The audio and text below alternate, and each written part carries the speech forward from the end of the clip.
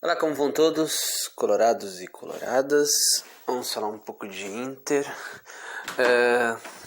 Começando pelo Tyson. Domingo ele treinou. Ele tá começando a se ambientar não ao Inter, porque o Tyson é nossa joia da casa, já está acostumado a Inter, mas a esse novo modo de jogar, onde o Miguel Ángel Ramírez quer dar um diferente maneira de se conduzir uma partida, um pouco mais de protagonismo, ser um pouco mais propositivo, ir mais para frente, ser dono do jogo, uma maneira distinta, que não é ruim, nem pior do que a antiga maneira em que a gente jogava, que era bem postado, um time mais conservador, que sabia se defender bem, mas saía com muita qualidade no contra-ataque para fazer e fazia muitos gols. Vídeo 5-1 que a gente fez no São Paulo. Mas eu espero que o técnico escalhe o Tyson, porque o Tyson é um referente. O Tyson é um jogador de muita categoria. É um jogador que arrisca de longe, chuta a gol. E eu acho que essa qualidade do chute a longa distância é algo muito importante, na medida em que um chute fora da área, quando tu está enfrentando times que se defendem muito, pode gerar um rebote. Esse rebote pode vir um jogador do Inter e fazer o gol. Nesse rebote pode gerar um escanteio que depois pode gerar um gol.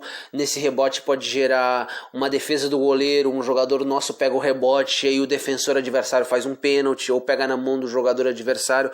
É algo muito bom o chute fora de área, porque a gente só tinha com o Bosquilha. Eu acho que talvez, não sei se os outros treinadores não incentivavam os jogadores a bater de longe, porque é uma arma importante. Tu não tem que ficar só trocando passe, pá. Quando tu vê que clareou uma chance boa, chuta gol.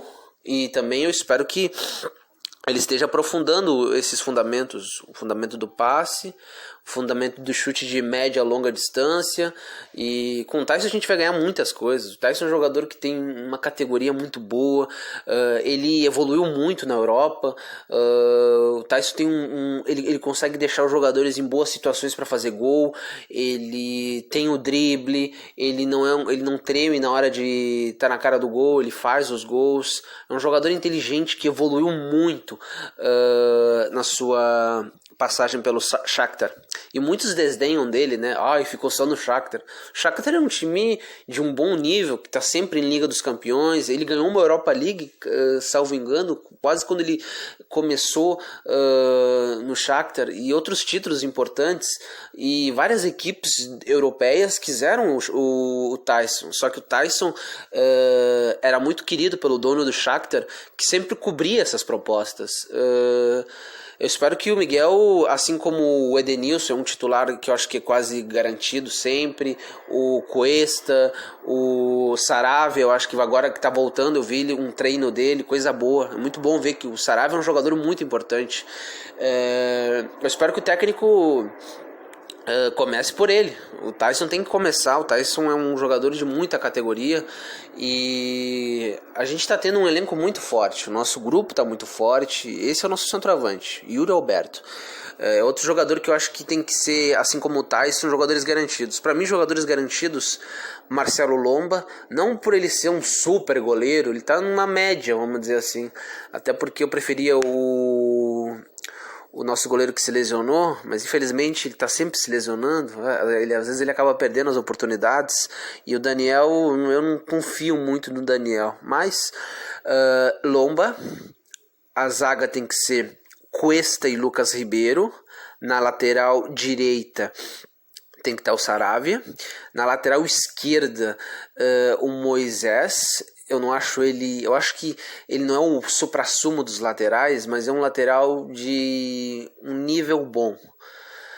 Obviamente, se desse para contratar alguém melhor, eu contrataria, ou se desse para contratar alguém que pelo menos pudesse brigar bem com o Moisés e o Léo Borges, eu contrataria.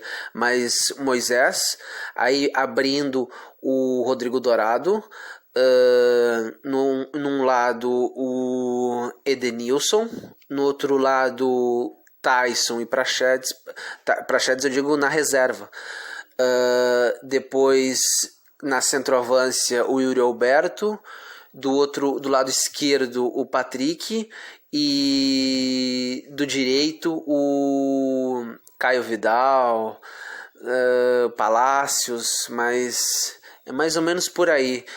Fora a variedade muito boa que a gente tem para entrar no decorrer da partida, desde os jogadores jovens até os jogadores experientes, por exemplo, desde um Guerreiro até o próprio Palácios ou Caio Vidal, se ficarem na reserva, um dos dois vai jogar. A gente tem muitas possibilidades, porque o time é bom. Esse time, o que me faz entrar nessa linha de raciocínio, que o time é bom e que a gente tem a possibilidade de disputar muitas coisas e conquistar, é o tanto de anos subsequentes que a gente está na Libertadores e se classificando para as fases decisivas da Libertadores e também brigando por títulos importantes como Brasileirão, Copa do Brasil. E isso mostra muito da nossa grandeza, né? Porque apesar do Vitório Pífero ter destruído o Internacional, ter gerado tantos problemas que dificultaram muito a vida do Marcelo Medeiros, assim que a gente voltou da Série B, a gente já se classificou para Libertadores, já começou a disputar títulos importantes, chegar a finais, mesmo depois de ter voltado da Série B. E muitos dizem, tem uns corneteiros aquele Vozes do Colde e aquela rádio daqueles patetas lá de Colorada, é rádio do Mármore do Inferno, eles ficam sempre desmerecendo aqueles times, porque esse é o ruim às vezes. Não que a gente se contente com derrota, mas a gente tem que analisar os porquês daquilo que aconteceu. Na primeira Copa do Brasil, o Atlético Paranaense ele sempre fez uma boa garimpada na sua base, e ele descobriu muitos bons jogadores na garimpada que eles fizeram nos campeonatos que eles sempre fazem no início dos campeonatos paranaenses. Eles sempre colocam a base, os reservas, e aí eles conseguiram fazer uma garimpada boa, e com o título da Sul-Americana eles estavam bem forte, e a gente estava recém voltando da Série B, a gente tinha ainda umas dificuldades, e eles conseguiram ganhar da gente no detalhe. Infelizmente, naquela época também, na época do Odair, não era esse elenco que é agora, que está na mão do Ramírez e que estava na mão do Eduardo Colde.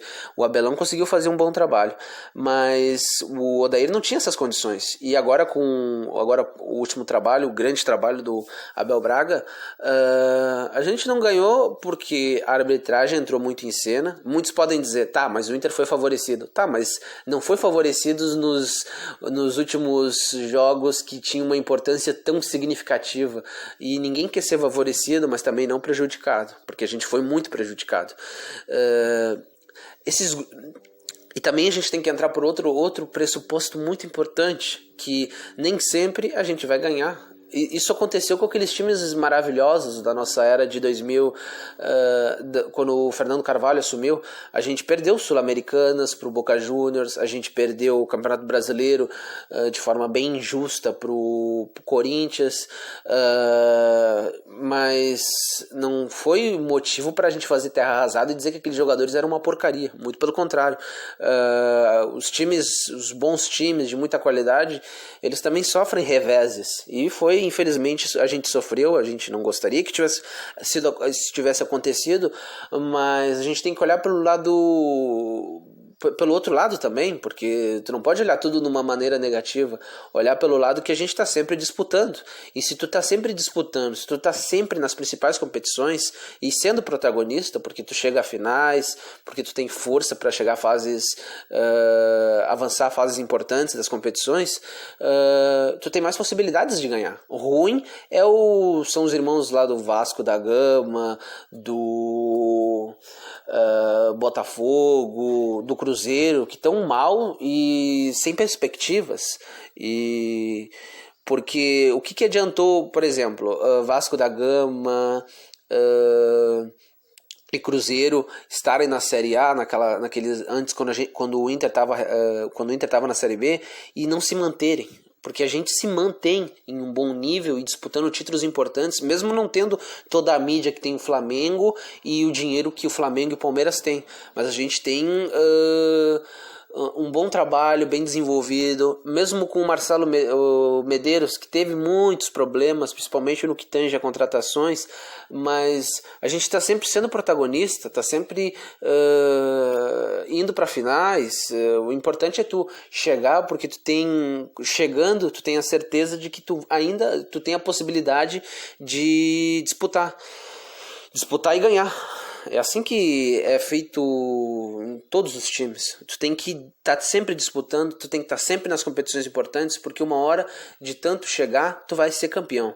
E, bom, eu espero que o Inter apresente o mesmo futebol, o mesmo funcionamento do que foi o jogo contra o Sportivo. E eu até também coloco aquele jogo contra o Caxias. Foram para mim os 2 melhores jogos, onde a gente mostrou um time funcionando bem, um time tendo aquelas coisas que o próprio Miguel Ángel Ramírez fala, que é o do jogo posicional, que são as vantagens que tu consegue ganhar com o jogo posicional, que é a vantagem posicional, numérica e quantitativa, quando tu tem a posse de bola, que tu tem os espaços vão se abrindo, tu consegue na troca de bola conseguir a superioridade numérica, encontrando jogadores em boas situações para gerar chances boas para que a equipe consiga lograr fazer gols e poder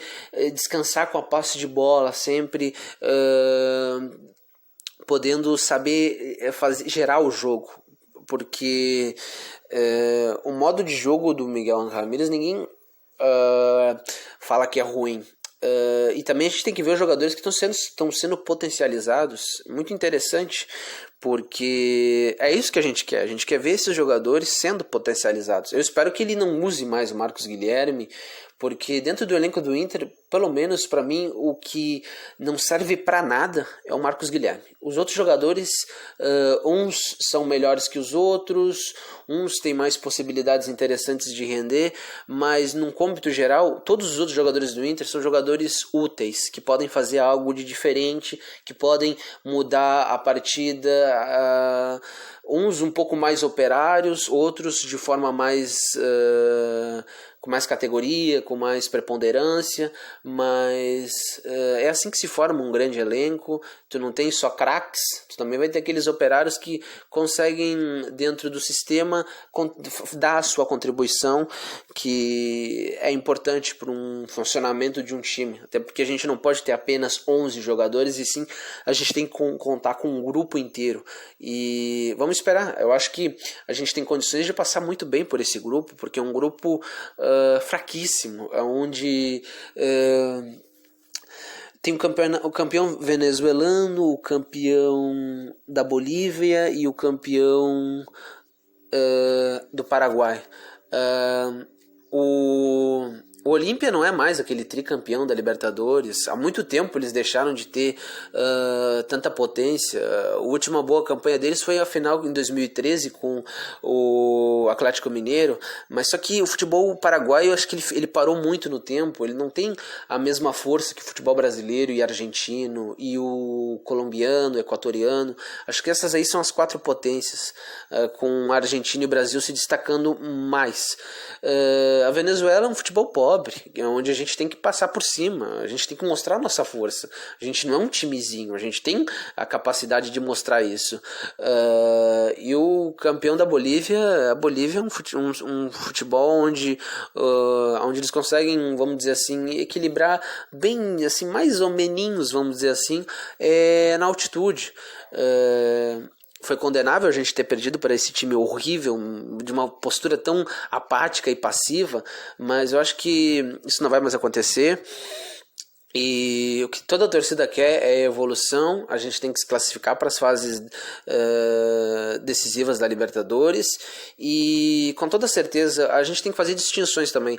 Não é porque a gente em muitos jogos do Gauchão foi muito instável, que a gente vai pegar times grandes e eles vão passar por cima da gente, até porque times grandes tu troca forças, tu troca pontos, não é assim uma ciência exata que porque tu não tá às vezes rendendo tudo aquilo que tu espera que tu vai render contra os times pequenos, que o time grande vai passar por cima de ti, até porque essa coisa de ficar tendo se precipitando e dizendo, olha, a gente vai tomar 18-0 se a gente pegar um super, se a gente pegar o Flamengo, o Palmeiras, o River, o Boca, sei lá o que, até porque esses times também não são um suprassumo da...